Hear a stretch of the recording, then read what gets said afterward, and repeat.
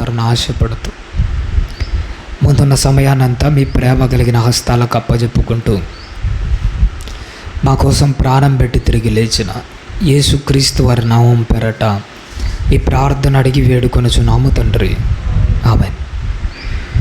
చేరి వచ్చిన సంఘస్థులందరికీ యేసుక్రీస్తు వారి నామం పేరట శుభాభివందనాలు తెలియజేయుచున్నాను. ప్రభునందు ప్రభున దేవుని వాళ్ళరా, ఈరోజు బైబిల్లో నుంచి కొన్ని ఆత్మీయమైన సంగతులను కొన్ని నిమిషాలు జాగ్రత్తగా ఆలోచించేద్దామండి. మన చెల్లెలి మమత చాలా గొప్పగా దేవుని వాక్యాన్ని పంచుకున్నది. దేవుని వైపు అన్నిటికంటే గొప్పది. నిజంగానే మనం సంపాదించుకోవాల్సింది దేవుని మెప్పు. యజమానుడు మనల్ని పొగిడితే బాగుంటుందేమో కానీ సాటి దాసులు మనల్ని పొగిడితే దానికి విలువ ఉండదు. ఒక భార్య కష్టపడి పని చేస్తుంది. ఎవరు పొగడాలి? ఆమె కష్టాన్ని చూసి వాళ్ళ భర్త పొగిడితే ఆమె పడిన కష్టానికి ఆనందం. మనం కూడా దేవుని కోసం కష్టపడదాము, అన్నీ చేద్దాం. మెప్పు మాత్రం ఎవరి నుండి ఆశిస్తాము? దేవుని నుండి ఆశిద్దాం. చాలా మంచి మాటలు చెప్పింది. అందుకు మన సంఘం తరపున చెల్లెలికి యేసుక్రీస్తు వారి నామం పేరట వందనాలు తెలియజేస్తున్నాము. ఇక మనము వాక్యంలోనికి వెళ్దాం. ఈరోజు ముందుగానే ప్రకటించినట్టు తెరమరుగు విశ్వాస యాత్రలో ఉంటున్న టార్చ్ బ్యారియర్ అని ఒక అద్భుతమైన అంశం. ఈరోజు వాక్యం అంతా విన్న తర్వాత అర్థమవుతుంది. చాలా గొప్పగా ఉంటుంది, అంత బాగుంటుంది. మీరు జాగ్రత్తగా వినవలసిందిగా ప్రేమతో మనవి చేస్తున్నాను. దానికంటే ముందు మీకు అర్థం కావడానికి ఒక చిన్న ఉదాహరణ చెప్తాను. ఆ ఉదాహరణ మీకు బాగా అర్థమైందంటే వాక్యం అంతా అర్థమవుతుంది. ఏంటంటే, మన జీవితము ఒక ప్రయాణం లాంటిది, ఒక బస్సు ప్రయాణం లాంటిది అనుకోండి. ఈ ప్రయాణం చేసేటప్పుడు కొంతమంది బస్సు ఎక్కుతుంటారు, మధ్యలోనూ కొంతమంది దిగేసి వెళ్ళిపోతుంటారు. మొట్టమొదట ఎక్కిన వాళ్ళు కొంత దూరం ప్రయాణించే వాళ్ళు కొంతమంది, ఆ జర్నీలో మధ్య వరకు ప్రయాణం చేసేవాళ్ళు కొంతమంది చివరి వరకు ప్రయాణం చేసేవాళ్ళు కూడా చాలామంది ఉంటారు. ఇలా కొంతమంది ప్రయాణంలో వస్తూ ఉంటారు, మధ్యలో దిగిపోతూ ఉంటారు. కానీ ప్రయాణం ప్రారంభించిన నాటి నుండి మొదటి నుంచి చివరి వరకు ఎవరైతే ప్రయాణం చేస్తారో వాళ్ళే అనుకున్న గమ్యస్థానానికి చేరుకోగలరు. ఇది మీకు అర్థమైతే క్రైస్తవ జీవితం ఉన్నది యేసుక్రీస్తు వారితో చేస్తున్న ప్రయాణం. యేసుక్రీస్తు వారు మనల్ని అందరినీ గమ్యస్థానమైన పరలోకానికి తీసుకుని వెళ్తాడు. ఆయన పరలోకానికి తీసుకుని వెళ్ళేటప్పుడు ఆయన పిలుపుకు లోబడి బాప్తిసం ద్వారా ఎంతోమంది ఆ రక్షణ అనే బస్సు ప్రయాణంలోకి ఎక్కింటారు. కొంతమంది యేసుక్రీస్తు వారికి మాటకు లోబడి ముగింపు వరకు కొనసాగుతారు. ఖచ్చితంగా వాళ్ళు తమ గమ్యస్థానాన్ని చేరుకుంటారు. కొంతమంది ఏమవుతారంటే మధ్యలోకి వెళ్ళిన తర్వాత కొన్నిసార్లు బస్సులో నుంచి ఏమైపోతుంటారు, దిగేసి వెళ్ళిపోతుంటారు. ఇలా చాలామంది కనపడుతుంటారు. వాళ్ళలో ప్రత్యేకమైన వాడు ఎవరంటే ఇస్కరియోతు యూదా. ఈ ఇస్కరియోతు యూదా కూడా యేసుక్రీస్తు వారు నమ్మాడు. ఆయనను నమ్మి తెలుసుకొని ఆయనతో పాటు ఆ ఓడలే అంటే ఆ రక్షణ అనే బస్సు ఎక్కాడు. ఉదాహరణకు ఒక 5 కిలోమీటర్లో వాడి గమ్యస్థానం వచ్చాది అన్నప్పుడు ఏమైపోయాడు? వాడు బస్సు దిగేసి వెళ్ళిపోయినాడు. వాడి జీవితం అంతటితో ఏమైపోయింది? ముగిసిపోయింది. ప్రారంభంలో బస్సు ఎక్కేటప్పుడు ఏమనుకున్నాడు అసలు? నేను కూడా యేసుక్రీస్తు వారిని శిష్యున్నే. ఎంతమందితో చెప్పుకొని ఉంటాడు వాడు? యేసుక్రీస్తు వారు గొప్పగా వాక్యం చెప్తుంటే వెనకల నుండి ఏమని చెప్పుకొని ఉంటారు తెలుసా? నేను యేసుక్రీస్తు వారు 12 మంది శిష్యులలో నేను కూడా ఒకరిని. యేసుక్రీస్తు వారు నాకు కూడా శక్తులు ఇచ్చాడు. నేను కూడా ఎంతోమంది దయ్యాలను పోగొట్టాను. నిజంగానే ఎన్నో స్వస్థతలు చేశాడు. ఈడు కూడా చేశాడు. ఇవన్నీ చేసుకున్న ప్రతిసారి బహిరంగంగా గర్జిస్తూ వాడు ఏమని చెప్పుకొని ఉంటాడో తెలుసా? నేనెవరో తెలుసా? యేసుక్రీస్తు వారి శిష్యుణ్ణి. ఈడు కూడా బస్సు ఎక్కాడు. కానీ ఎంత దూరం సాగిందో తెలుసా ఈడు జర్నీ? గమ్యం కళ్ళ ముందరకు వచ్చి నిలబడినప్పుడు గమ్యాన్ని చూసి కూడా మధ్యలోనే బస్సు దిగేసి వెళ్ళిపోయి చచ్చి నరకానికి వెళ్ళిన వాడెవడో తెలుసా? ఈ ఇస్కరియోతు యూదా. ఇస్కరియోతు యూదా ఇంత దారుణంగా ముగిసిపోయేది కదా. మరొక శిష్యుడు కూడా ఒకడు ఉంటాడు. ఇస్కరియోతు యూదా బహిరంగంగా అందరికీ ప్రకటించుకున్నాడు, నేను యేసుక్రీస్తు వారి శిష్యుడిని. కానీ బైబిల్లో మరొక శిష్యుడు ఉన్నాడు. ఏ రోజు నోరు తెరిచి నేను యేసుక్రీస్తుని వెంబడించేవాడిని, నేను ఆయన భక్తి యాత్రలో నా వంతు పాత్రగా నేను నడిచేవాడిని, నేను ఆయన శిష్యునని నోరు తెరిచి ఏ రోజు ఒక్క మాట కూడా చెప్పాడు. అసలు ఆయన గురించిన చరిత్ర ఒక్క చోట తప్ప, ఒక్క సందర్భంలో తప్ప బైబిల్ చరిత్రలోనే కనిపించదు ఆయన చరిత్ర. కానీ చాలా గొప్పవాడు, యేసుక్రీస్తు వారిలో పేరెన్నిక గన్న శిష్యుడు. ఆ శిష్యుని గురించే ఈరోజు మనం జాగ్రత్తగా ఆలోచన చేద్దాం. ఆ శిష్యుడే ఈరోజు మనకు ఒక మార్గాన్ని కూడా చూపిస్తాడు. ఒక టార్చ్ బెరర్ మాదిరి మనకు ఒక గమ్యస్థానాన్ని చూపిస్తాడు. నేను ఈ దారిలో పోతున్నాను, మీరు కూడా ఇదే దారిలో ప్రయాణం చేస్తే అక్కడికి రావచ్చు అని మనకు దారి కూడా చూపిస్తాడు. టార్చ్ బెరర్ అంటే దాని అర్థం ఏంటో తెలుసా? పాతకాలంలో రాజులు ఇలాంటి వాళ్ళకి ఎక్కువగా కనిపించేవాళ్ళు. కొన్ని రహస్య దారులని రాజ్యంలో ఉంటాయి. అంటే ముఖద్వారాలు కాకుండా రహస్య దారులు కూడా కొన్ని కనపడుతుంటాయి. ఆ రహస్య దారులు కొంతమందికి మాత్రమే తెలుసు. వాళ్ళు ఏం చేస్తారంటే వాళ్ళ చేతిలో ఒక దీపము పట్టుకొని ఆ రహస్య గుహల గుండా ప్రయాణం చేస్తుంటారు. ఇలా వాళ్ళు కాగడా పట్టుకుని వెళ్తూ ఆయన పోతూ ఒక మాట అంటుంటాడు, నేను ముందు వెళ్తున్నాను, ఇదే దారిలో మీరు కూడా రావచ్చు, రండి అని చెప్పేసి దారి చూపించేవాడిని ఏమంటారంటే టార్చ్ బెరర్ అంటారు. బైబిల్లో ఈ టార్చ్ బెరర్ ఎవరో, ఆయన గురించి ఏంటో ఒకసారి బైబిల్లో మనం చూసుకొని ముందరికి వెళ్దామండి. యోహాను గారు రాసిన సువార్తలో ఒక మాట రాయబడింది, చూద్దాం. యోహాను గారు రాసిన సువార్త 19వ అధ్యాయము 38వ వచనాన్ని ఒక్కసారి జ్ఞాపకం చేసుకుందాం. యోహాను గారు రాసిన సువార్త 19వ అధ్యాయం 38వ వచనమును. అటు తరువాత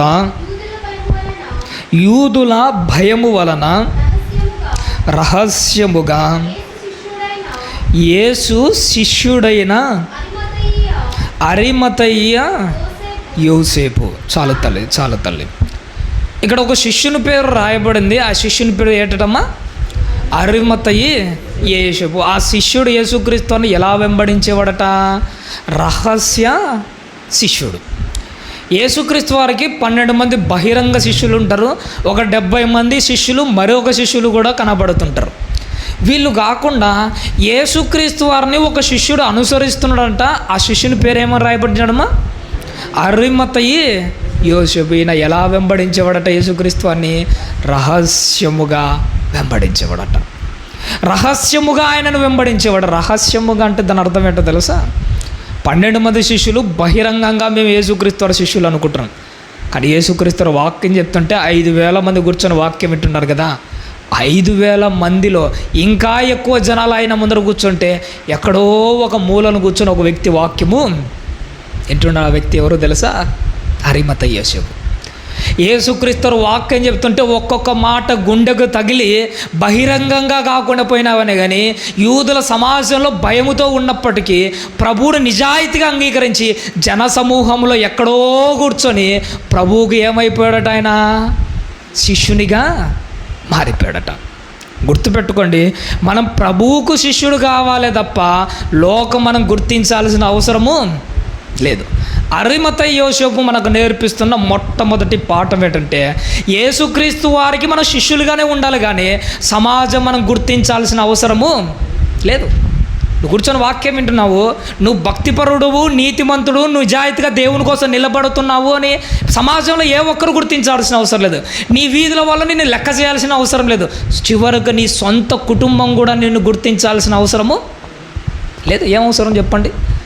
మనుషులు కాదు, నన్ను గుర్తించింది ఎవరు గుర్తించారో తెలుసా? అరిమతయి యోసేపును యేసుక్రీస్తు వారిని గుర్తించాడు. ఎందుకంటే రహస్యముగా ఆయనను వెంబడించేవాడు. గుర్తుపెట్టుకోండి, ఒకానొక సందర్భంలో నతానియేలు అని బైబిల్లో కనపడుతుంటాడు. నతానియేలును ఈ పిలుపు ఏం చేస్తాడంటే యేసుక్రీస్తుని తీసుకొని రాని ఆయన దగ్గరికి తీసుకొని వచ్చి చూపించడానికి వచ్చాడు. అప్పుడు నతానియేలుతో ప్రభు ఒక మాట అంటాడు. ఏమంటాడో తెలుసా? మీకు తెలిసిన మాట నేను చెప్పట్లే. యేసుక్రీస్తు వారి దగ్గరికి ముందరకు వచ్చి ఆ నతానియేలు నిలబడగానే ఒకటే మాట అంటాడు. ఏమంటే నతానియేలు నిజమైన ఇశ్రాయేలు, యుధమైన భక్తిపరుడు అని చెప్పగానే నతానియేలుకు డౌట్ వస్తుంది. ఏమయ్యా, నువ్వు నన్ను ఏ రోజు చూడలేదు కదా, నువ్వు నన్ను ఏ రోజు చూడలేదు కదా, నేను నీకు ఎలా తెలుసు అంటాడు. అప్పుడు యేసుక్రీస్తు వారు నతానియేలును చూసి ఒక మాట అంటాడు. ఏంటంటే, నువ్వు అంజూరపు చెట్టు కింద కూర్చున్నప్పుడు నేను నిన్ను చూశాను.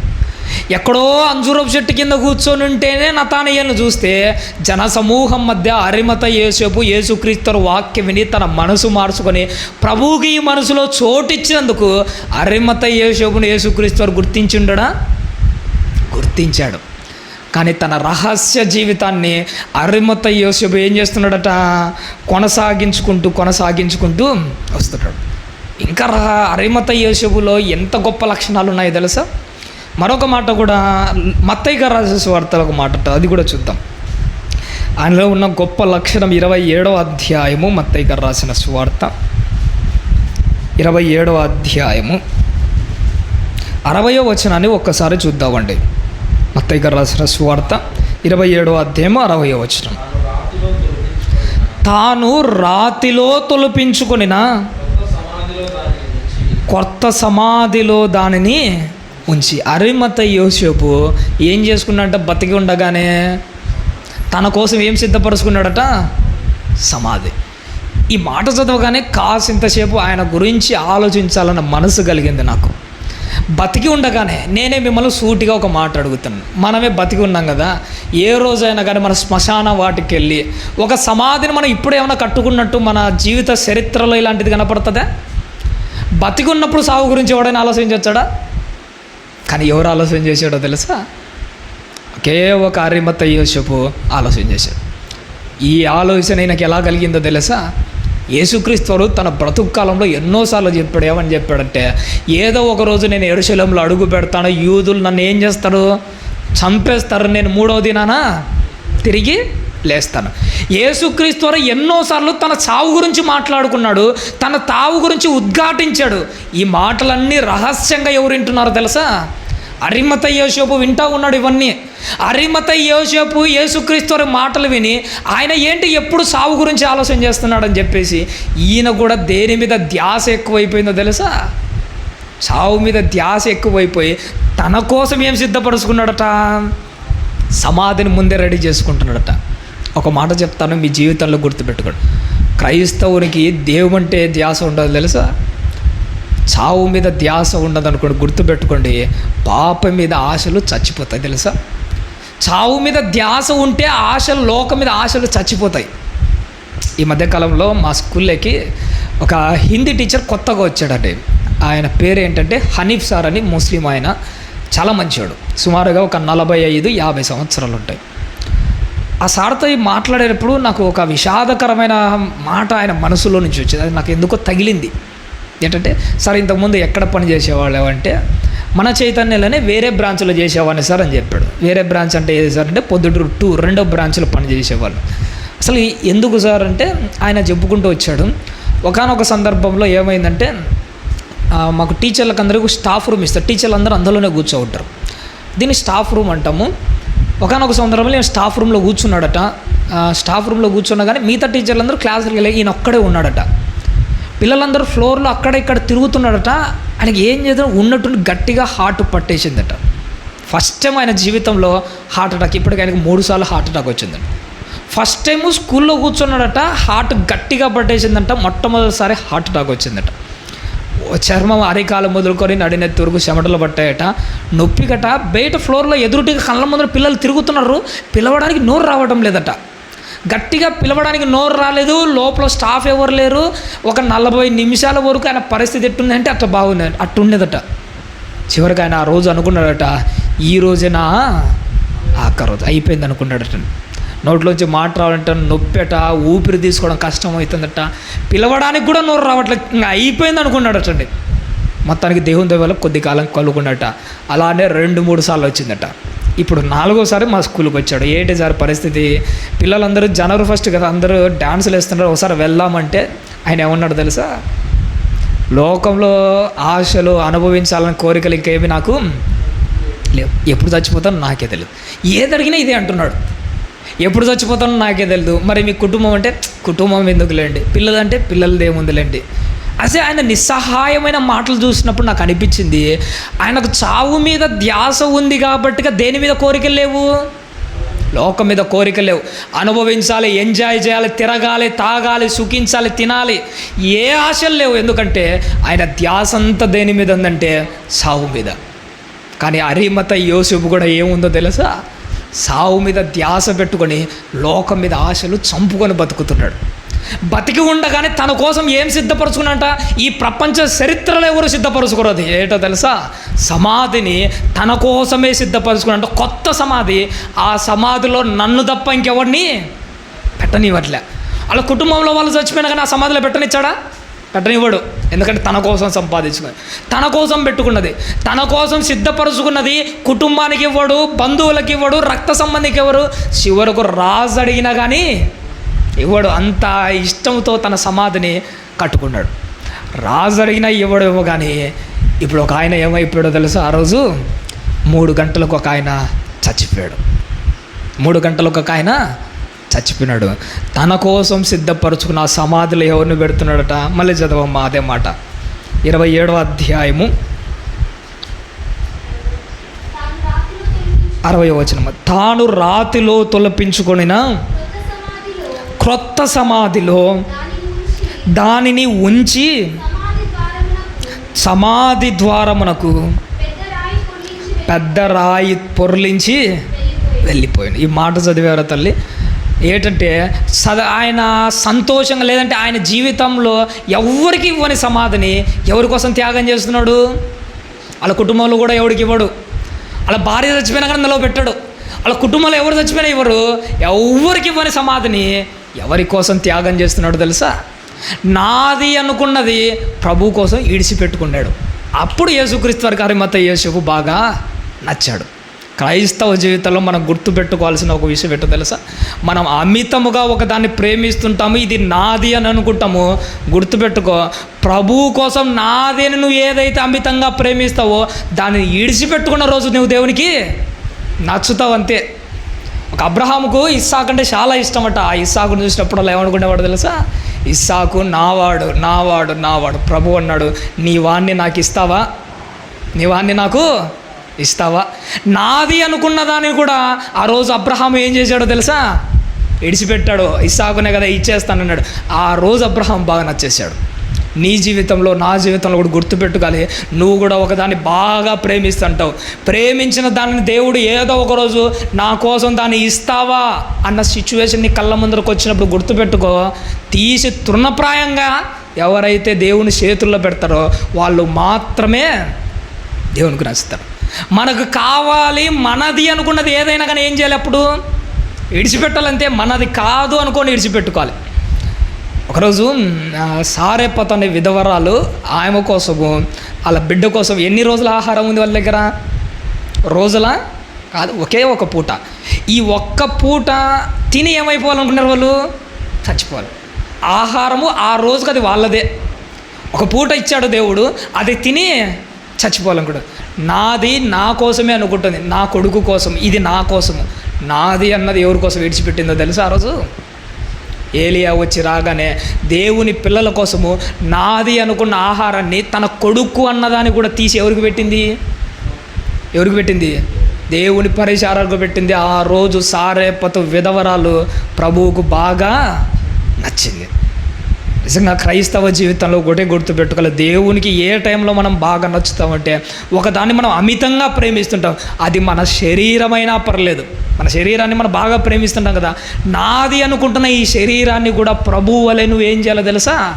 తృణప్రాయంగా విడిచిపెట్టాలి. యవన జీవితంలో ఉన్న మనకందరికీ ఒక మాట చెప్తుంటున్నాను. ఉదాహరణకు యవన కాలంలో ప్రేమలని చాలా ఎక్కువ కనపడుతున్నాయి, చాలామందిలో కనపడతాయి. ప్రత్యేకంగా మన క్రైస్తవుల్లో కూడా ఉన్నాయి అన్నీ. ఒకనొక సందర్భంలో ఒక అమ్మాయిని చూసి మనం ఏమనుకుంటామంటే ఈ అమ్మాయి నాది, ఈ అమ్మాయిని నేను బాగా ప్రేమిస్తున్నానంటూ. ఈ అమ్మాయి నాది అని నువ్వు అనుకుంటున్న టైంలో ప్రభువు ఒక సూటిగా మనల్ని చూసి ఒక మాట అంటాడు. ఏమంటారంటే, నా పరిచర్య కోసము నీది అనుకుంటున్న అమ్మాయిని విడిచిపెట్టి నా కోసము వస్తావా? నీది అనుకుంటున్న అమ్మాయిని, లేదంటే నీది అనుకున్న అబ్బాయిని విడిచిపెట్టి నా పరిచర్యకు నువ్వు వస్తావా అని అడిగినప్పుడు నాది అనుకున్న ఏ దాన్నైనా కానీ అలా ఇడిచి ప్రభువా ఈ రోజే నేను నీకోసము వస్తాను అని ఎవడైతే అడుగు ముందరికేసి తెగించి బంధాన్ని తెంపుకొని ఒక్క అడుగు ముందుకేస్తాడు చూసినాడా, ఆడు యేసుక్రీస్తు వారి శిష్యుడు అవుతాడు. ప్రభు బైబిల్లో కనపడతాడు యేసుక్రీస్తు, నా నిమిత్తము కుటుంబాన్నైనా, తల్లిదండ్రులైనా, అక్కాశలైనా విడిచిపెట్టువాడు నాకు శిష్యుడు. ఎప్పుడు మనం శిష్యులము, ఎప్పుడు మనం క్రైస్తవులము? ఎప్పుడో తెలుసా? పుట్టుకతో మనం క్రైస్తవులను చెప్పుకుంటే పొరపాటు, లేదా ఆదివారం చర్చిలకు పోయినంత మాత్రం మనం క్రైస్తవులు అనే శిష్యులు అనుకుంటే పొరపాటు. ఎప్పుడో తెలుసా? యేసుక్రీస్తు వారు మనల్ని తెగించి అడిగినప్పుడు మన బంధాన్ని సహితం తెగించి ఒక్క అడుగు ముందరికేస్తాం, చూసినారా? అప్పుడు మనం బాగా నచ్చుతాం. అరిమతయి యోసేపు కూడా ఎందుకు బాగా నచ్చాడో తెలుసా? ఈయన కూడా తెగించి ఒకదానికి ముందడుగేసాడట. చూడండి, ఆ మాట కూడా ఒక మాట ఉంటుంది బైబిల్లో.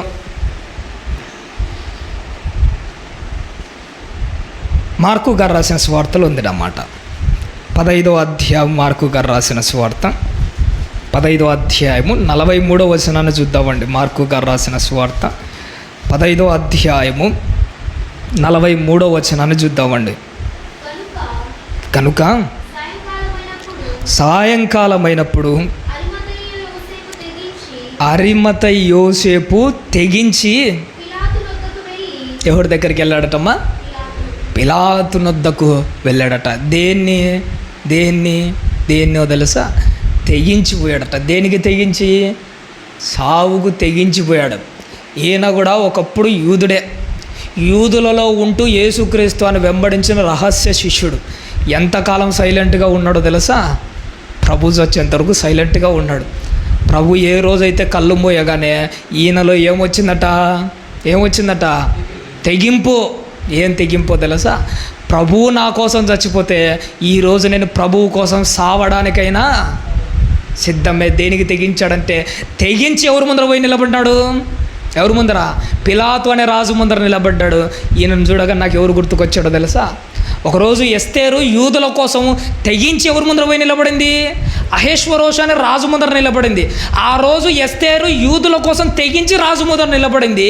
ఈరోజు అరిమతయి అయిన యోసేపు తెగించి యూదుల కోసం కాదు నిలబడింది, యూదుల రాజు కోసమే పోయి అక్కడి దగ్గర నిలబడినాడు. పిలాతు రాజు ముందర పోయి నిలబడ్డాడు. ఆ రోజు ఎస్తేరు యూదుల కోసం నిలబడింది. ఈరోజు అరిమతయి యోసేపు యూదుల రాజు కోసం దేనికి తెగించి నిలబడ్డాడో తెలుసా? తన ప్రాణానికి తెగించి బయటకు వచ్చినాడు. ఎన్ని రోజుల రహస్య జీవితంగా నేను ప్రభువును వెంబడించాలి.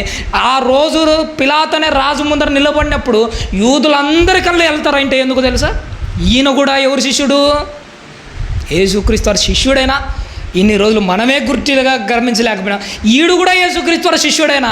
ఈడు కూడా తెగించి రాజు ముందర పోయి నిలబడ్డాడని ఎన్ని రోజులు రహస్యంగా ఉంటున్న ఆయన ప్రాణానికి తెగించి గొప్పగా సాటుకున్నాడు. నేను కూడా ఎవరో తెలుసా? రహస్యముగా ప్రభువును వెంబడిస్తున్న శిష్యుని. ఎంతకాలం రహస్యంగా ఉన్నాడు? సమయము సందర్భం వచ్చేంతవరకే. నిజంగా బైబిల్లో ఒక మాట అంటారు, రహస్యమైనది ఏదియో బయలుపరచబడక పోదు. ఏదైనా బయలుపరచబడుతుంది. చివరకు అరిమతయి యోసేపు కూడా ఒకరోజు ఏమైపోయాడు? బయలుపరచబడ్డాడు. నేను ఎవరు శిష్యున్నో తెలుసా? ఈరోజు సావుకు తెగించి చెప్తున్నాను, నేను కూడా యేసుక్రీస్తు వారి శిష్యుడనే. బైబిల్లో కానీ సందర్భం లోకంలో కూడా ఎన్నో సందర్భాలు కనపడుతుంది. మనం వర్షాకాలం రాకముందు ఒక విత్తనాన్ని ఏం చేస్తామో తెలుసా? భూమిలో గుంత తీసి ఏం చేస్తామంటే పాతి పెట్టి దానిపైన ఏం వేస్తాము? మట్టి వేస్తాం. ఎంతకాలం అది రహస్యంగా లోపల ఉంటుందో తెలుసా? ఉంటుంది రహస్యంగా. ఎంతవరకు తెలుసా? పైన కనపడుతున్న ఆకాశంలో మబ్బులు పట్టాలి, మబ్బులు పట్టిన ఆకాశం తన మబ్బుల్లోంచి వర్షపు చినుకులు రాల్సిన ఆ చినుకు వచ్చి ఆ నేలను తాకగానే అదేమవుతుంది తెలుసా? భూమిని చీల్చుకొని మళ్ళీ బయటికి వచ్చి ఏమంటుంది తెలుసా? నేను కూడా బతికే ఉన్నాను. ఎంతకాలం రహస్యంగా ఉంది అది? దాని సమయం వచ్చేంత వరకే, దాని సందర్భం వచ్చేంత వరకే. దాని సమయం ఏ రోజైతే వస్తుందో, దాని సందర్భం ఏ రోజైతే వస్తుందో ప్రాణానికి తెగించి ముందుకొచ్చి నిలబడే రోజులు మన జీవితాల్లో రావాలి. క్రైస్తవ జీవితం అంటే ఏంటో తెలుసా? కత్తి మీద సాము లాంటిది. నేనే చాలాసార్లు అంటుంటారు, ప్రాణాలతో సెలగాటం లాంటిది. మా పిల్లలకు పాఠం చెప్పేటప్పుడు ఒక మాట ఉంటుంది, ఏంటంటే ఈ జీవితం ఎలాంటిదంటే పులి మీద సవారీ లాంటిదట. పులి మీద సవారీ అంటే గుర్రాల మీద సవారీ చేయడం మనకు తెలుసు. జీవితం ఎలాంటిదో తెలుసా? పులి మీద సవారీ లాంటిది. పులి మీద ఎక్కి తోలుతున్నంతవరకు అది పోతూ ఉంటుంది, దాన్ని నడిపించినంతవరకు అది పోతుంది. ఎప్పుడైతే ఆ పులి నువ్వు దిగావనుకో, ఆ పులి నిన్నేం చేస్తుంది తెలుసా? ఏం చేస్తుంది? చంపేస్తుంది. క్రైస్తవ జీవితం కూడా ఎలాంటిదో తెలుసా? పులి మీద సవారు లాంటిది. సావుకు తెగించే దీని మీద అడుగు పెట్టాలి. నాగటి మీద చెయ్యి వేయడం అంటే దాని అర్థం ఏంటో తెలుసా? సావు మీద చేయడమే ఒక మాటలో చెప్పాలంటే, సావుకు తెగించి నిలబడేవాడే క్రైస్తవుడు అవుతాడే తప్ప సావును చూసి జడిసేవాడు ఎప్పటికీ క్రైస్తవుడు కాలేడు. డాక్టర్ల గురించే మనమే చాలాసార్లు అంటుంటాం. డాక్టర్లు ఆ సర్జరీలు చేసేటప్పుడు శరీరాన్ని కోయాలి, గుండెను బయటికి తీయాలి. మన డాక్టర్ గుండెను కోయగానే గుండెని ఇలా పట్టుకొని కళ్ళు తిరిగి పడిపోయినాం కానీ డాక్టర్ అవుతుందా? ఎప్పటికి కాలేడు. ఇది మనకు అర్థమైతే క్రైస్తవుడు అంటే దాని అర్థం ఏంటో తెలుసా? సావుకు తెగించి నిలబడేవాడే క్రైస్తవుడు, దేవుని శిష్యుడు, దేవుని కుమారుడు అనబడతాడు. మన జీవితంలో ఒకటే గుర్తుపెట్టుకోవాలి, ఏదో ఒక టైం వస్తుంది, ఆ టైంలో మనము సావుకు ఎదురొడ్డి నిలబడాల్సిందే. ఈరోజు అరిమతయి యోసేపుకు వచ్చింది, ఆ రోజు ఎస్తేరుకు వచ్చింది, ఆ రోజు షడ్రకు మేషకు అబేద్నెగోలకు కూడా అలాంటి టైము వచ్చింది, దానియేలుకు కూడా అలాంటి టైం ఒకటి వచ్చింది. గుర్తుపెట్టుకో, ఏదో ఒక టైంలో మన ముందరికి కూడా అలాంటి టైం ఒకటి వస్తుంది. ఆ రోజు నువ్వు రొమ్ము విడుచుకొని ధైర్యంగా దమ్ముతో ఎలా నిలబడాలో తెలుసా? సావుకు తెగించి ప్రభువు మాదిరి మనము నిలబడాలి, తెగించి నిలబడాలి. ఈయన కూడా ఎలాంటి నిలబడ్డాడట? తెగించి ఎవరి కోసం నిలబడ్డాడట? ప్రభు కోసం నిలబడ్డాడట. ఆ రోజు ఇంతే కాకుండా ఆయన క్రైస్తవ జీవితంలో, లేదంటే ఆయన భక్తి జీవితంలో ఆయన జీవిత క్యారెక్టర్ ఎలాంటిదో తెలుసా? మరొక మాట కూడా ఆయన గురించి రాయబడిన లూకా సువార్తలో ఉంటుంది, 23వ అధ్యాయము. ఒకసారి చూద్దామండి. లూకా గారు రాసిన సువార్త 23వ అధ్యాయము 50-51 వచనాలు చూద్దామండి. అరిమతయ అను యూదుల పట్టణపు సభ్యుడైన యోసేపు అని ఒకడు ఉండెను. అతడు సజ్జనుడును నీతిమంతుడునై ఉండి వారి ఆలోచనకు, వారు చేసిన పనికిని సమ్మతింపక దేవుని రాజ్యం కొరకు ఏం చేస్తున్నాడట? తల్లి కనిపెట్టుచూ ఉన్నాడట. నిజంగా అరిమతయి యోసేపులో ఉన్న మంచి, ఎంత నిజంగా చెప్పంటే ఒక చిన్న పిల్లల లాంటి మంచి మనసు కలిగిన వాడండి అరిమతయి యోసేపు. ఎందుకో తెలుసా? ఈ అరిమతయి యోసేపు సొంత జనాంగం, యూదులు, సొంత వాళ్ళు ఎవరిని మీద అగెనెస్ట్గా చేస్తున్నారు? యేసుక్రీస్తు మీద అగెనెస్ట్గా చేస్తున్నాడు. వాళ్ళు చేస్తున్న ఆ పనిని బట్టి తనలో తాను ఏమైపోతున్నాడట? ఆయన కుమిలిపోతున్నాడట, నలిగిపోతున్నాడట, తనలో తాను కృంగిపోతున్నాడట. చూడ, సొంత వాళ్ళే ప్రభువుకు విరుద్ధంగా మారుతుంటే ఎంత నలిగిపోయాడో తెలుసా? ఆనాడు లోతు గారు కూడా సొదొమ గొమొర్రాలో చుట్టుపక్కల అందరూ వ్యభిచారాలు చేయొచ్చు, కళ్ళ ముందరే పనికి మాల పనులు చేయొచ్చు అంటే అలా జీవితాన్ని తలుసుకొని కుమిలిపోయాడు అంట లోతు. పాపం, అయ్యో వీళ్ళ జీవితాలు ఏంటి, చచ్చిపోతే వీళ్ళు ఏమవుతుందని. వాళ్ళు తప్పు చేసేవాడికి ఆనందంగా ఉందేమో కానీ వాళ్ళు భవిష్యత్తు తలుసుకొని ఎవరు కుమిలిపోతున్నారు? అక్కడ లోతు గారు కుమిలిపోతున్నారు. ఆ రోజు లోతు గారిలో ఉన్న ఆ మంచి మనసే ఈరోజు ఎవరిలో కనపడుతుందో తెలుసా? అరిమతయి యోసేపులో కనపడుతుంది.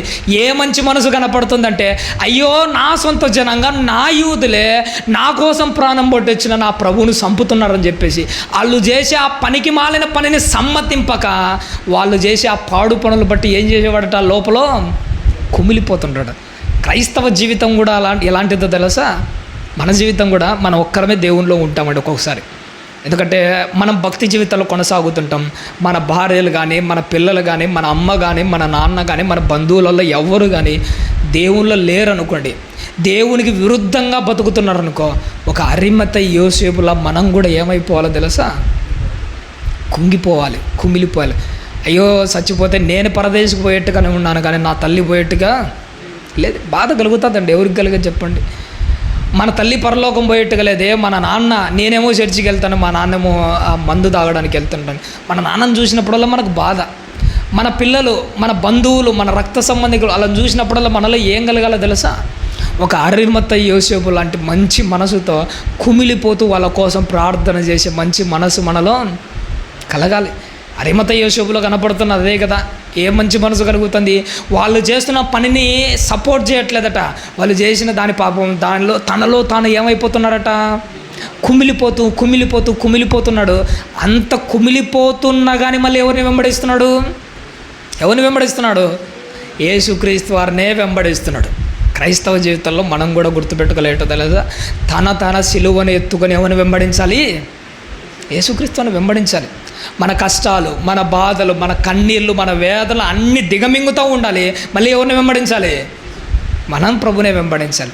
చాలాసార్లు మనలో కనపడుతున్న చండాలమైన లక్షణం ఏంటో తెలుసా? ఆ గుడ్ ఫ్రైడే రాగానే మన వాళ్ళందరూ ఆ చెక్కతో చేసిన ఆ సిలువను భుజాన వేసుకొని నడివీధిలో ఏం చేస్తూ ఉంటారు? నడిపించండి. బైబిల్ ఎక్కడన్నా రాయబడ్డారా? యేసుక్రీస్తు వారు లేదంటే ఆ చెక్క కొయ్యను మోసుకొని పోమని ఎక్కడన్నా చెప్పాడా? లేదు. యేసుక్రీస్తు వారు ఆ చెక్క సిలువను మోయమని చెప్పట్లే. ఏం చెప్తున్నాడు? తన సిలువను ఎత్తుకొని ఆయన ఏం చేయాలి? మన సిలువను మనం ఎత్తుకోవాలి. మన సిలువ అంటే ఏంటి? మన సిలువ అంటే ఏంటో తెలుసా? కష్టాలు, బాధలు, వేదనలు, కన్నీళ్ళు దిగమింగుతూ ఇన్ని భరిస్తూ మళ్ళీ ఎవరిని వెంబడించాలి? ప్రభువును వెంబడించాలి. నీ కుటుంబాన్ని నువ్వే భరించాలి. నీ పనులు నువ్వే చేయాలి. నీ కుటుంబంలో నువ్వు చేసేటన్నీ నువ్వే చేయాలి. నువ్వు చేస్తూ కుమిలిపోతూ బాధపడుతూ కన్నీళ్ళు కారుస్తూ కూడా ఎవరిని వెంబడించాలి? యేసుక్రీస్తును వెంబడించు. కన్నీళ్ళు కార్చడం తప్ప? నీ కుటుంబం బాగలేకపోతే ఏడుస్తూ మళ్ళీ ఎవరిని వెంబడించు? ప్రభువుని వెంబడించు. నువ్వు కష్టాల్లో ఉన్నావా? కష్టాల్లో ఉండు. నలిగిపోతూ మళ్ళీ ఎవరిని వెంబడించాలి? యేసుక్రీస్తుని వెంబడించు. బాధలు అనుభవించు, కష్టాలు భరించు, వేదనతో కుమిలిపో. ఏడుస్తూ కూడా నువ్వు ప్రభువుని ఏం చేయాలో తెలుసా? వెంబడించాలి. ఏడుస్తూ కూడా వెంబడించాలి. ఆ రోజు హన్నమ్మ గారు వచ్చిందట. ఆ దేవుని మందిరంలో వేసి మోకాలేసి ప్రార్థన చేస్తుందట. తనకు బిడ్డలు లేరు, ఏం చేద్దాము? ఏడుస్తూ ఉంది. ఏడుస్తూ కూడా ఎవరిని వెంబడిస్తూ ఉంది? అక్కడ దేవుణ్ణే వెంబడిస్తూ ఉంది. దేవుణ్ణి ఆనుకొని ఉంది. నీ జీవితంలో పిల్లలు లేరా? ఏడుస్తూ కూడా నువ్వు ఎవరిని వెంబడించు? ప్రభువునే వెంబడించు. నీ భర్త మారలేదా? కుమిలిపో, బాధపడు, ఏడుస్తూ కూడా ఎవరిని వెంబడించు? క్రీస్తునే వెంబడించు. నీ సిలువను మోస్తూ, నీ బాధలు నువ్వు పడుతూ, నీ కష్టం నువ్వు చేస్తూ, నీ ఫ్యామిలీని కొంతమంది ఏం చేస్తుంటారు? నేను దేవుని సేవ చేస్తాను, కుటుంబాన్ని విడిచిపెడతా ఉంటాడు. నేను దేవుని సేవ చేస్తానని భార్యని విడిచిపెడతా ఉంటారు. నేను దేవుని సేవ చేస్తానని తల్లిదండ్రులు విడిచిపెడతా ఉంటాడు. ఎవరు చెప్పాడు? ప్రభువు నీతో చెప్తున్న మాట ఏంటో తెలుసా? నీ బాధలు నువ్వు పడాలి, నీ కుటుంబ భారాన్ని నువ్వు మోయాలి. ఇవన్నీ నువ్వు చేస్తూ కూడా ఎవరిని వెంబడించాలి? ప్రభువుని వెంబడించాలి. అప్పుడే నువ్వు దేవునికి బాగా నచ్చుతావు. కుటుంబాన్ని విడిచిపెట్టి దేవుని వెంబడించని బైబిల్ ఎక్కడన్నా చెప్పాడా? నీ భార్యని విడిచిపెట్టి నన్ను వెంబడించని ఎక్కడన్నా చెప్పాడా? నీ సిలువను ఎత్తుకొని ఆయనను ఏం చేయాలి? వెంబడించాలి. కానీ ఆయన కంటే నీ భార్యను ఎక్కువగా నువ్వు ఎప్పటికీ ప్రేమించకూడదు. ఆయన కంటే ఎక్కువగా నీ తల్లిని నువ్వు ఎక్కువగా ప్రేమించకూడదు. కానీ నీ తల్లిని మోస్తూ నువ్వు మళ్ళీ ఎవరిని వెంబడించాలి? యేసుక్రీస్తుని వెంబడించాలి. ఇదే ధర్మం, ఇదే న్యాయం, ఇదే దేవుడు పెట్టిన కట్టడ. ఈ కట్టడకి ఎవరు లోబడుతున్నాడో తెలుసా? అరిమత యోసేపు లోబడుతున్నాడు. ఒకవైపు తనలో కృంగుపాటు, తన సొంత వాళ్ళు చేస్తున్న బాధలు భరిస్తున్నాడు, అన్నీ చేస్తున్నాడు. కానీ ప్రభువుని ఏ రోజైనా విడిచిపెట్టాడా? లేదు. ఇది అరిమత యోసేపులో ఉన్న వ్యక్తిత్వ జీవితం. క్రైస్తవ జీవితంలో మనం కూడా ఇదే నేర్చుకోవాలి. ఏం నేర్చుకోవాలంటే మన బాధలు మనం పడుతూ ఉండాలి, అన్నీ చేస్తూ ఉండాలి, ప్రభువుని ఏం చేస్తూ ఉండాలి? వెంబడించాలి. నిజంగా మా పరిచర్యను ఒక్కోసారి జ్ఞాపకం చేసుకుంటారు. నేను అనిల్ అన్న ఒకప్పుడు ఏదో గర్వంగా చెప్పుకోవట్లేదు, కానీ ఎంతోమందికి ఇది ఆదర్శంగా ఉండాలని చెప్తున్నాను. ఈరోజు అయితే ఏదో మేము టీచర్లుగా ఏదో చిన్న జాబులు చేస్తున్నాం, లేదంటే సచివాలయంలో ఉద్యోగం వచ్చింది, భవిష్యత్తులో చేస్తాం. ఇప్పుడు ఇలా చేస్తున్నాం కదా సేవ. ఒకప్పుడు మేము ఎలా చేసేవాళ్ళం తెలుసా? సేవ మీకు ఎవ్వరికి తెలియదు. మేము కొంతకాలం మాత్రమే స్కూళ్ళకు, కాలేజీకి వెళ్ళేవాళ్ళం. మిగతా టైం అంతా మేము చేసే పని ఏంటో తెలుసా? గోడలకు సున్నం వేసుకుంటూ పెయింట్ పని చేస్తూ పొద్దున్నుంచి సాయంత్రం వరకు ఎండకు ఏం చేసేవాళ్ళం తెలుసా? నేను, అనిల్ అన్న, మన సహోదరుడు బ్రహ్మయ్య అన్న, ఏసబ్ అన్న, చంద్రశేఖర్, మేము చేసే పని ఏంటో తెలుసా? పెయింట్ పని చేసేవాళ్ళం. పొద్దున్నుంచి సాయంత్రం వరకు ఎండకు నలిగిపోతూ చేస్తూ ఉంటే సాయంత్రం 6 అయ్యాలకు ఎట్టుంటుంది తెలుసా మా పరిస్థితి? ఒళ్ళంతా హూనం అయిపోయి ఉంటుంది. అసలు ఎట్టుంటుందంటే అన్ని బాధలు, అన్ని నొప్పులు, అంత దారుణంగా ఉంటుంది. కానీ అప్పుడే బుజ్జన్న ఫోన్ చేస్తాడు, 6 అయింది, మీరు స్వార్థకు వస్తున్నారా లేదా? ఇంటికి కూడా పోని తెలుసు. అప్పుడు ఆన్నే అలా సబ్బుతాల మొహం కడుక్కోవడము, బట్టలు మార్చుకోవడము, కష్టమైన ఒళ్ళు సహకరించమని నీళ్ళు కూడా పోసుకునేది పరిస్థితి చాలా దారుణంగా ఉంటుంది. కానీ సేవ కోసం ఏం వచ్చింది? మాకు ఇప్పుడు పిలుపు వచ్చింది. వెంటనే ఏం చేసేవాళ్ళు తెలుసా? ఎక్కడున్నా కానీ అట్టనే బట్టలు సరిగా ఉండవు, ఏముండవు, ఇంటికి వెళ్ళి రెడీ అయ్యడానికి అవకాశం ఉండదు. ఒళ్ళు ఏం కోరుకుంటుందంటే ఒకరు ఇంతసేపు కష్టపడే రెస్ట్ కోరుకుంటుంది. అన్నీ ఇంకా తెగించి మళ్ళీ ఏం చేయాలి? 1 గంట లేదంటే 2 గంటలు కష్టమైనా పర్లేదు, మన సిలువను మోస్తూ ఎవరు పని చేయాలి? దేవుని పని చేయాలి. ఎన్నేళ్ళు చేసామో తెలుసా ఇట్లా? మళ్ళీ ఈ కాలంలో అన్న అయితే ఏదైనా బండి వెహికల్ ఉన్నాయి, పని అయిపోయిన తర్వాత అప్పుడు పోవాల్సింది ఏంటి తెలుసా? నడుచుకుంటూ చేయాలి. 10 కిలోమీటర్లు, 15 కిలోమీటర్లు, 12 కిలోమీటర్లు నడుచుకుంటూ పోవాలి. ఒకవైపు పొద్దు నుంచి నిలబడి పని చేస్తుంటే కాళ్ళు బీగుతూ ఉంటాయి. ఆ నుంచి 10 కిలోమీటర్లు నడుచుకుంటూ సేవ చేయాలంటే ఎట్టుంటుందో తెలుసా? అట్టుండేది. కానీ నిజంగా ఆ కష్టంలో కూడా మాకేముండదు తెలుసా, చాలా ఆనందపడేవాళ్ళం. వాడు ఎంత ఆనందం అంటే పని అంతా అయిపోయి ఇంటికి వచ్చి అప్పటికే సుమారుగా రాత్రి 9 అవుతుందో 10 అవుతుందో మా అమ్మ నీళ్ళు కాంచడం, నీళ్ళు పోసుకొని భోజనం చేసి పడుకొని గుండెల మీద చేసుకొని ప్రార్థన చేసుకొని బయటికి చదువుకొని పనుకునేటప్పుడు ఒకటే అనిపించదు, చాలు పొద్దు నుంచి మా కుటుంబం కోసం కష్టపడ్డాము, రాత్రి అవగానే ఎవరి కోసం కష్టపడ్డాము, మళ్ళీ ప్రభు కోసమే కష్టపడ్డాం. ఆ రోజు మేము అనుకునే వాళ్ళము మా సిలువని ఎత్తుకొని మేము ఎవరిని వెంబడించాలి, ప్రభువుని వెంబడించాలి. ఆ లాక్డౌన్ టైంలో మీకు అందరికీ తెలుసో లేదో కానీ లాక్డౌన్ టైంలో అప్పుడు మాకు స్కూళ్ళు లేవు, ఎవరికి ఏం లేదు, బయటికి పని చేయడానికి ఎవరికి అవకాశం లేదు. అప్పుడు మేము ఒక సంఘంలో, క్రీస్తు సంఘం అనే ఒక సంఘం ఉండేది. ఆ సంఘంలో నేను, అనిల్ అన్న, మా సహోదరులు అందరూ పరిచయం చేసేవాళ్ళం. అప్పుడు మా సంఘంలో ఎవరు పనులు పోయేవాళ్ళు, ఎందుకు ఎవరికి పనులు లేవు. కానీ దేవుని దయ వల్ల ఆ లాక్డౌన్లో మాకొక్కరికి మాత్రమే పని దొరికింది. సుమారుగా 2 నెలలు, సుమారుగా 3 నెలలు ఆ లాక్డౌన్లో బయటికి రాకపోయినా కానీ ఒక ఆయన మమ్మల్ని పిలిచి కంటిన్యూగా పని ఇచ్చాడు, పెయింట్ పని. 3 నెలలు ఎలా చేసామో తెలుసా పని, ప్రతిరోజు పోలీసులు చూడకుండా 6 నుంచి ముందే బయలుదేరిపోవాలి ఆ ఊరికి, పోయి సాయంత్రం వరకు పని చేయాలి. అలా వారం అంతా పని చేసే మాకు ఒక్కొక్కరికి ఎంత వస్తుంది అంటే ఒక 1200, 13 వారం అంతా చేస్తే. ఆ అందరి మా 4 డబ్బులు అంతా పోగేయడము. ఎంతోమంది మా సంఘంలో భోజనం లేక పస్తులు ఉంటారని ఏం చేసేవాళ్ళం తెలుసా, పోయి ప్యాకెట్ బియ్యం అని కూరగాయలు అన్నీ తీసుకొని పోయి ఒక్కొక్కరికి ఇచ్చాం. మా ఇంట్లో పెట్టుకునేది తక్కువ, బయట పెట్టిందే ఎక్కువ. ఆ రోజు కష్టపడి పొద్దు నుంచి సాయంత్రం వరకు వారం రోజులు కష్టపడితే 1200 వస్తుంది. 1000 రూపాయలు బియ్యానికే పోయేది, 200 మా ఇంటికి వచ్చేవి. అయినా పర్లేదు, నా ఆత్మీయులు కుటుంబం కంటే మేము ఎక్కువగా ఎవరిని ప్రేమించేవాళ్ళం తెలుసా, ఆత్మీయులను ప్రేమించేవాళ్ళు. అయ్యో ఈరోజు దేవుడు మమ్మల్ని ప్రేమించి మాకు పని ఇచ్చాడు, కానీ పని లేక పస్తులుగా ఎంతోమంది పడుకుంటున్నారని ఎలా కష్టపడే వాళ్ళంటే కష్టపడం, ఏదో గర్వంగా ఇది చెప్పట్లే. భవిష్యత్తులో ఇదంతా మీరు గుర్తుపెట్టుకోలేదంటే మన సిలువలు మనం మోస్తూ ఉండాలి. ఎవరు సిలువ మోయాలి, మళ్ళీ ప్రభువు సిలువ మోయాలి, ఆయనను వెంబడిస్తుండే. అప్పుడే మనం నచ్చుతాం దేవునికి. ఇస్కరియోతు యూదాలో కాదు, అరిమత్తయి యోసేపులో కనపడేది అదే. ఆయన సిలువను ఆయన మోస్తూ ఉన్నాడు, ఆయన సిలువను ఆయన మోస్తూ మళ్ళీ ఎవరిని వెంబడిస్తూ ఉన్నాడు, ప్రభువును వెంబడిస్తున్న. ఆయనలో ఉన్న చివరిగా మరొక లక్షణం, గొప్ప లక్షణము, ఒక మాట నేను చెప్పి మాట్లాడుతాను చివరిగా. ఏంటంటే ఇంతవరకు ఆయన జీవితం అంతా మీ ముందు చెప్పాను కదా, ఒక్క మాట చెప్తాను, జాగ్రత్తగా విన్నాడు. ఆయన జీవితం గురించి ఏ రోజైనా కానీ ఆ మత్తయి సువార్త ప్రారంభం నుంచి ముగింపు వరకు 4 సువార్తలు ఎక్కడైనా చూడండి, ఆయన నోరు తెరిచి ఏ రోజైనా నేను కూడా యేసుక్రీస్తుని వెంబడించేవాడిని, నేను కూడా భక్తిపరుణ్ణి, నేను కూడా నీతిమంతుడని నోరు తెరిచి ఒక్క మాట మాట్లాడినట్టు ఆయన జీవితంలో కనపడుతుంటుందా, ఒక్క మాట. కానీ గుర్తుపెట్టుకోండి, ఆయన నోరు తెరిచి మాట్లాడలేదు, కానీ బతికినంతకాలం చివరి వరకు ఏం మాట్లాడుతూ వచ్చిందో తెలుసా, ఆయన బ్రతుకు మాట్లాడుతూ వచ్చింది, ఆయన జీవితం మాట్లాడుతూ వచ్చింది. క్రైస్తవులు అంటే మాట్లాడాల్సింది నోరులు కాదండి, గుర్తుపెట్టుకో. నోరు కంటే ఎక్కువగా ఏం మాట్లాడాలో తెలుసా, మన బ్రతుకులు మన క్రియలు మన క్యారెక్టర్ మాట్లాడుతూ ఉండాలి. ఎదుటి వారితో మనము మాట చెప్పి నోరు మూయించడం కంటే మన క్యారెక్టర్తో ఎదుటి వాళ్ళ నోరుని ఏం చేయించాలో తెలుసా, మూయించాలి. అది కదా క్రైస్తవ జీవితం అంటే.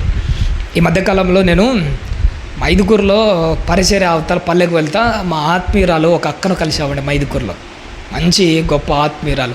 నేను ఇంకొక సహోదరు వెళ్ళి ప్రార్థన చేయడానికి, అన్న మా ఇంట్లో ప్రార్థన చేద్దారని పిలిచింది అక్క. వెళ్ళాము, ప్రార్థన చేసాము.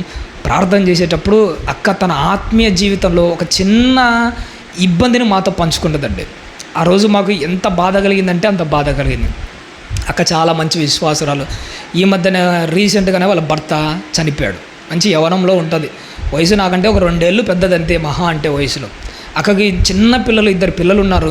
వాళ్ళ ఫ్యామిలీలో వాళ్ళు కూడా చాలాసార్లు అడిగారట, అమ్మ భర్త చచ్చిపోయాడు కదా, మళ్ళీ ఏమన్నా పెళ్లి చేసుకుంటావా, తప్పేం లేదు కదమ్మా, బైబిల్లో ఉంది కదా, భర్త చనిపోతే స్వతంత్రాలు 2వ పెళ్లి చేసుకోవచ్చు, నువ్వేనా చేసుకుంటావా అంటే వాళ్ళ కుటుంబంతో ఒకటే మాట అన్నదట. అక్క మాతో చెబుతున్నది, ఒకటే మాట అన్నదట, ఇంతకాలం చాలు, నాకు లోకం మీద ఇంకా ఆశలేమీ లేవు, బతికినంతకాలం దేవుని కోసం బతుకుతా, విధవరాలుగానే నిలబడతా, నమ్మకంగా సేవ చేస్తా, ఏదో ఒక రోజు నా బిడ్డలను సేవకులుగా తయారు చేసుకుంటా, ఇంకా చాలేమ్మా నాకు ఈ జీవితంకో, ఇంకేమొద్దు, ప్రభు సేవ చేసుకుంటా ఉంటాలే అన్నది. కానీ ఈ మధ్య కాలంలో అక్క జీవితంలో ఎదుర్కొంటున్న కొన్ని సందర్భాలు నాతో చెప్పింది ఏంటంటే, అక్క ఆత్మీయంగా ఉండడం కోసం ఎంతోమంది సేవకులకు సహకారిగా ఉంటూ తన కష్టార్జితంలోంచి ఎంత డబ్బులు సహాయం చేస్తూ ఉంటుందంటే అంత డబ్బులు సహాయం చేస్తుంటుంది.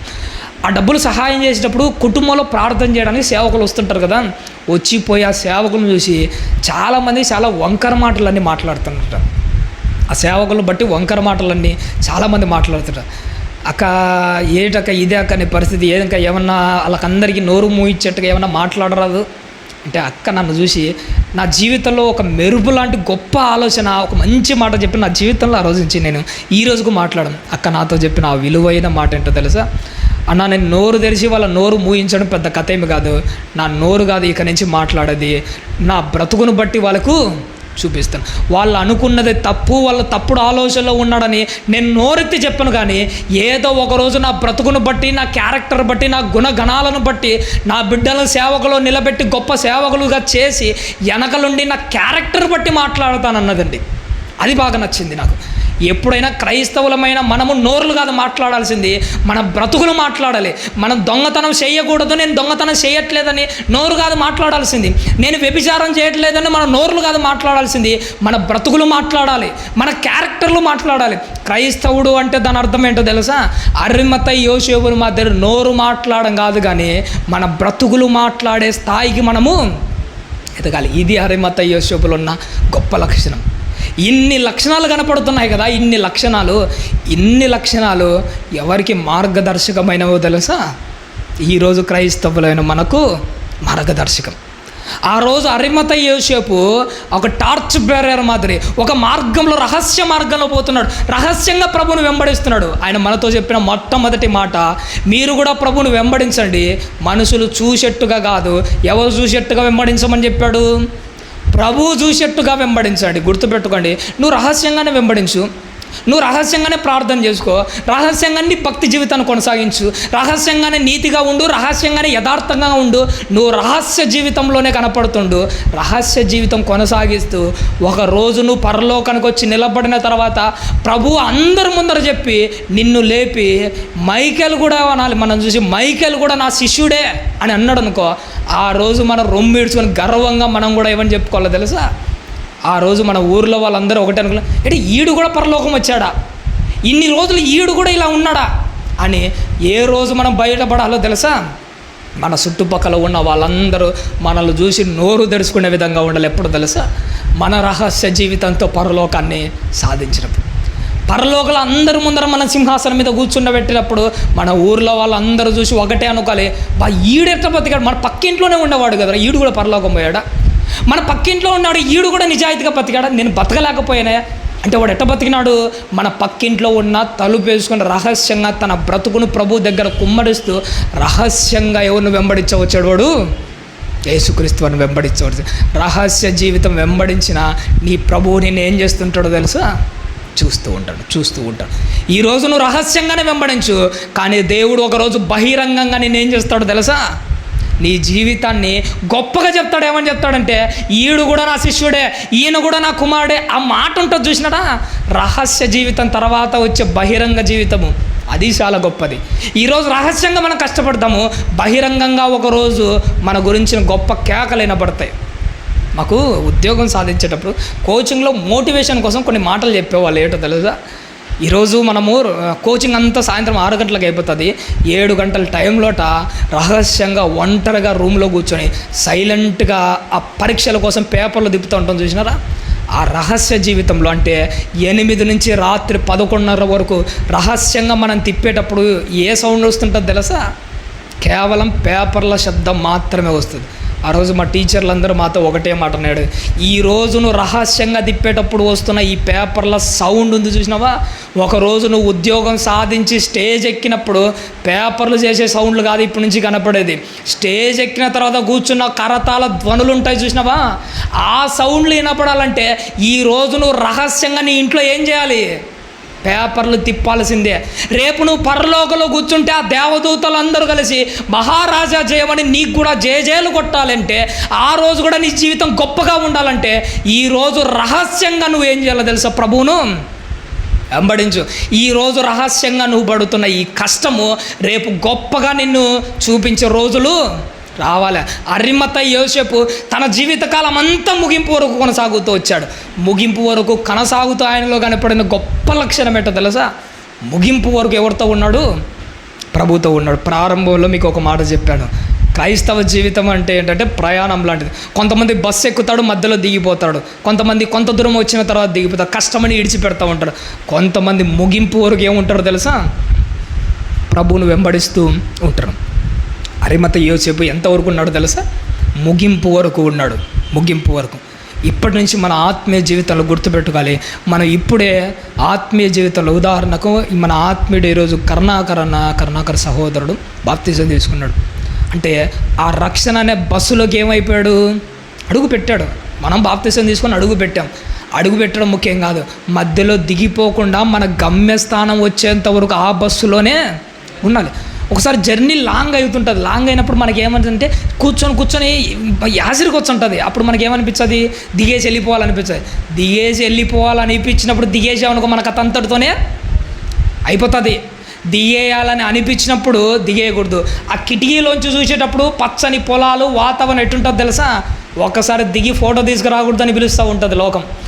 అయినా మళ్ళీ నువ్వు దిగినావంటే మళ్ళీ అయిపోతుంది కథ. అంటే లోకం మనల్ని పిలుస్తూ ఉంటుంది, మన కష్టాలు పిలుస్తూ ఉంటాయి. ఒక్కసారి మనం సుఖం కోరుకోవాలనుకుంటుంది. ఈ శరీరం మనం పిలిచినప్పుడల్లా దిగేసి వెళ్ళిపోతే ఇస్కరియోతు యూదా మాదిరి మన జీవితం కూడా అంతటితోనే ఏమైపోతుంది? ముగిసిపోతుంది. ఎక్కడం బక్కం కాదు. ఇక్కడ బాప్తిజం అనగానే మొదటి స్టెప్ అంతే. ఎక్కిన మనము ఎంతవరకు కొనసాగాలంటే మరణం వరకు, ముగింపు వరకు మన జీవితంలో కొనసాగుతూ ఆయనతో సహవాసాన్ని మెయింటైన్ చేస్తూ ముందుకు సాగాలి. అప్పుడే కదా మనకు పరలోకం ఉండదు. ఎన్ని రోజులు దేవుని కోసం బతుకుతాం? చివరి రోజు మీకు అందరికీ నేను ఒక మాట చెప్తాను. జనవరి 1 నుంచి డిసెంబర్ 31, 31వ రోజు వరకు వచ్చాం. అరిమత యోసేపు తన ముగింపు వరకు దేవుని కోసము దేవునిలో నిలబడ్డాడు కదా. మన వాళ్ళందరినీ సూటిగా ఒక్క ప్రశ్న వేస్తున్నాను, ఏమనుకోకున్నట్టు. నిజంగా జనవరి 1 నుంచి ఈ రోజు వరకు, ముగింపు వరకు అవసరం లేదండి. ముగింపు వరకు సంవత్సరం అంతా కూడా అవసరం లేదు, నెలంతా కూడా అవసరం లేదు. ఒక్కరోజైనా కానీ, సంవత్సరం ఇన్ని రోజులు 365 రోజులు గడిచిపోయాయి కదా. ఈ సంవత్సరంలో ఒక్కరోజైనా కానీ సంపూర్ణంగా ఉదయం మొదలుకొని సాయంత్రం వరకు అంతం వరకు దేవునితో కొనసాగినట్టు ఉందా మన జీవితంలో? ఒక్కరోజు నిజంగా లేవు. చాలా తక్కువ అయిపోయాయి మన జీవితంలో. ఓపెన్గా ఒప్పుకోగలిగితే అసలు మన జీవితంలో సంపూర్ణమైన రోజులు అసలు లేవు. ఆ రోజు హనోక్ గారిలో చెప్పుకోవడానికి 300 సంవత్సరాలు ఉన్నాయి. నేను దేవునితో నడిచిపోవడం చెప్పడానికి ఎన్ని సంవత్సరాలు ఉన్నాయి? ఆయనతో 300 ఏండ్లు ఉన్నాయి. కానీ మనము దేవునితో నడిచామని చెప్పుకోవడానికి ఒక్కరోజైనా సంపూర్ణంగా ఉంది? సంపూర్ణంగా ఏదో కొద్దిసేపు 1 గంట బతికాము, లేదంటే ఆదివారం పొద్దునుంచి సాయంత్రం వరకు సేవలో ఉన్నాము, సాయంత్రం స్వార్థలో అప్పుడప్పుడు కాదు. సంపూర్ణంగా దేవునిలో ఒక్క రోజైనా ఉందని చెప్పుకోవడానికి మన జీవితంలో ఒక్క రోజైనా ఉందా? కానీ హనోక్ అయితే 300 ఏళ్ళు ఉంది హనోక్ గారికి. మన జీవితాల్లో కూడా ఉండాలి ప్రేమ దేవుని వాళ్ళు. ప్రారంభం నుంచి ముగింపు వరకు ఎన్నో గట్టి నిర్ణయాలు తీసుకుంటున్నారు కదా. ఈ సంవత్సరం నుంచి అది చేయాలి, ఇండ్లు కట్టాలి, ఇండ్లు కంప్లీట్ చేయాలి, అది చేయాలి, ఇది చేయాలనుకుంటున్నాం. కానీ అది చేయాలి, ఇది చేయాలనుకునే మనము ఈ సంవత్సరం నుంచి ముగింపు వరకు వెనక్కి చూడకుండా భక్తిగా బతుకుతామని ఒక్కసారి నిర్ణయం తీసుకుంటున్నాం. సంవత్సరం గట్టి నిర్ణయం. సంవత్సరంలో ఎన్నో నిర్ణయాలు చేస్తాం. మా ఇల్లు కంప్లీట్ చేసుకోవాలి, నాలో ఉన్న మా ఇంటి ముందర ఉన్న ఈ చెత్త అంతా తీసేసి చుట్టూ కాంపౌండ్ కట్టుకోవాలి. ఇంటి ముందర చెత్త తీసేసుకోవాలనుకుంటున్నాం, కానీ లోపల ఉన్న చెత్త తీసేసుకొని ఇంకెప్పుడు చెత్త లోపలికి రాకుండా చూసుకుందామనే ఒక గట్టి నిర్ణయం ఈ సంవత్సరంలో మనం తీసుకోగలుగుతున్నామా?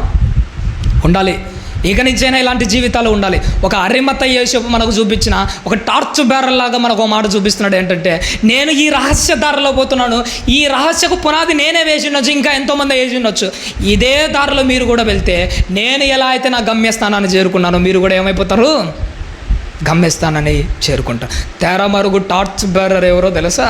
అరిమతయు యేసు. తెరమరుగు ఎంతవరకు ఎవరికి రహస్యంగా ఎవరికి తెలియదు ఆయన రహస్య జీవితం, ఆయన భక్తి జీవితం, ఆయన బ్రతికినే బ్రతుకులు. నీతిగా ఉన్నాడు, నికార్సుగా ఉన్నాడు, పద్ధతిగా ఉన్నాడు, ఉన్నతంగా ఉంటాడు, తనలో తాను నలిగిపోతున్నాడు, కుటుంబ భారాన్ని మోస్తూ ఉన్నాడు, తన సిలువను ఎత్తుకొని ప్రభువును వెంబడిస్తున్నాడు. ప్రభువును ఒక మాట అంటే పడకుండా ఉన్నాడు, తన వాళ్ళు దేవుని కోసం నమ్మకుండా అంటే కుమిలిపోతూ ఉన్నాడు. ఇన్ని లక్షణాలు కలిగి చివరకు సావుకు తెగించి ఎవరి ముందర నిలబడ్డాడు? రాజు ముందర పోయి నిలబడ్డాడు.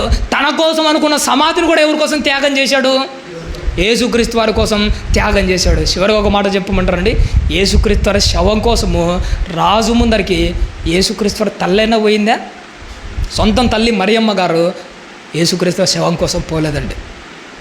కానీ సొంత తల్లి కూడా యేసుక్రీస్తు వారి శవం కోసము ఆ రాజు ముందర పోయి నిలబడలేదు. కానీ సొంత తల్లిగా పోకపోయినా కానీ ఎవరు పోయాడో తెలుసా? అరిమత యేసు పోయాడు. సొంత తల్లి కూడా పోలే, కానీ తల్లి కంటే ఇంకా ఎక్కువ తన గుండెల నిండా ఎవరున్నారో తెలుసా? అరిమత యోసేపుకు ప్రభు ఒక్కడే ఉన్నాడు. వాళ్ళ అమ్మ పోయి అడగకపోతేనేమి, నేను పోయి అడుగుతా, నేను పోయి నిలబడతా. చివరికి ఒకవేళ రాజు నన్ను చంపుతాడా, నా యూదులందరూ నన్ను వెలేస్తారా, పోనీ. అయినా కానీ కష్టమైనా కానీ తెగించి చీల్చుకొని బయటకు వచ్చాడు. తన గుండె ధైర్యానికి మెచ్చుకోవాలి. అప్పుడప్పుడు మనకు అనిపిస్తూ ఉంటుంది, ఈ వర్షాకాలంలో మీరు గమనించారా, వర్షాకాలంలో తార్ రోడ్డు చాలా గట్టిగా ఉంటుంది. తార్ రోడ్డు గట్టిగా ఉన్న ఒక రోజు రాత్రికి ఉరుములు మెరుపులు గట్టిగా వచ్చాయనుకో, ఆ తార్ రోడ్డును చీల్చుకొని ఆ తార్ రోడ్డు లోపల నుంచి పైకి ఏమొస్తుంటాయి చూసారా, పుట్టగొడుగులు వస్తుంటాయి. నేను చాలాసార్లు గమనించాను. మనము ఒకసారి తార్ రోడ్డును లేపాలంటే మన కష్టం చాలా, మన వల్ల కానే కాదు. కానీ అదే పుట్టగొడుగు ఏం చేస్తుంది తెలుసా, ఏం చేస్తుందంటే ఆ తార్ రోడ్డును చీల్చుకొని రహస్యంగా లోపల ఉంటుంది. ఆ తార్ రోడ్డు లోపల ఉంటుంది.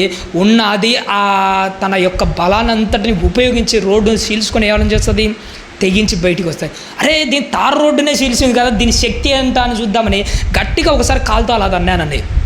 నిజంగా దాని శక్తి ఏంటో తెలుసా, యాప చెట్టుకున్నంత శక్తి ఉంటుంది దానికి. యాప చెట్టుకున్నంత శక్తి ఉందా, లేదు.